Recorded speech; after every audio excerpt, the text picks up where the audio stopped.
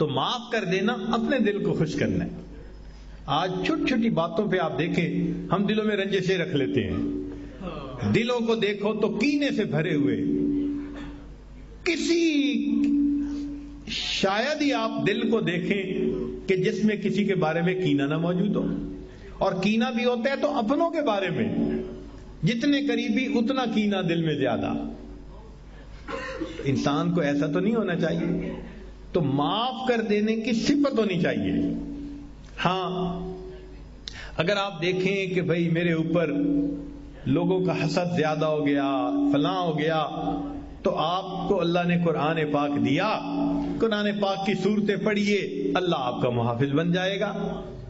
چنانچہ علامہ جلال الدین سیوطی رحمۃ اللہ علیہ نے ایک بات لکھی ہے جو آپ لوگوں کے لیے امید ہے کہ بہت فائدہ مند بات ہوگی، خاص طور پہ علماء طلباء کے لیے. اور اس کے بعد آپ کو عملیات والوں کے پیچھے نہیں بھاگنا پڑے گا. ہوتا ہے نا یہ جادو اور ٹونا اور فلاں اور ان کے پیچھے بھاگو، کوئی ضرورت نہیں. قرآن آیا ہی اسی لیے ہے کہ ہماری پریشانیوں کو دور کر دے. چنانچہ علامہ جلال الدین سیوطی رحمۃ اللہ فرماتے ہیں الفاتحہ تمنع غضب الرب، کہ سورہ فاتحہ کی جو کثرت سے تلاوت کرتا ہے اللہ کے غصے سے اس کو حفاظت ہو جاتی ہے. یاسین تمنع عطش القیامہ، جو یاسین شریف روزانہ پڑھتا ہے اللہ تعالیٰ اس سورت کی برکت سے قیامت کے دن کی پیاس سے اس کی حفاظت فرماتے ہیں. الدخان تمنع من احوال القیامہ، سورہ دخان جو پڑھتا ہے اللہ تعالیٰ قیامت کے دن کے خوف سے اس کو امن عطا فرماتا ہے.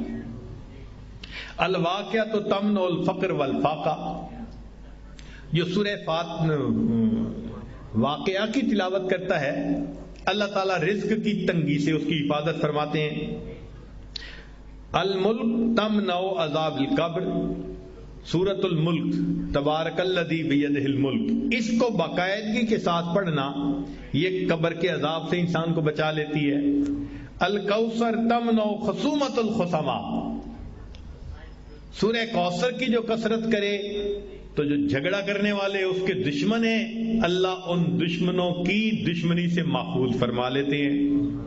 الکافرون تمنع الکفر عند النزاع، جو سورہ کافرون کو پڑھتا ہے کثرت کے ساتھ اللہ تعالیٰ موت کے وقت کافر بننے سے حفاظت فرما دیتے ہیں.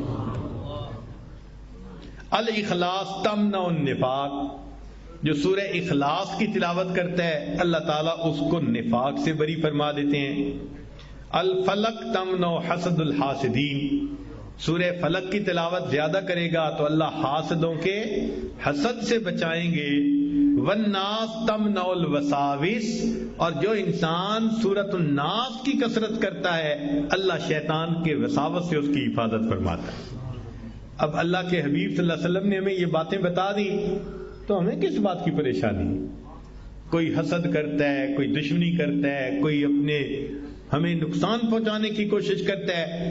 دل میں یقین رکھے نقصان پہنچانے سے بچانے والا زیادہ بڑا ہے. جب اللہ پہ توکل رکھیں گے تو اللہ حفاظت فرمائیں گے. اور اگر کوئی آپ کے ساتھ برائی کرے یا زیادتی کرے آپ اللہ کے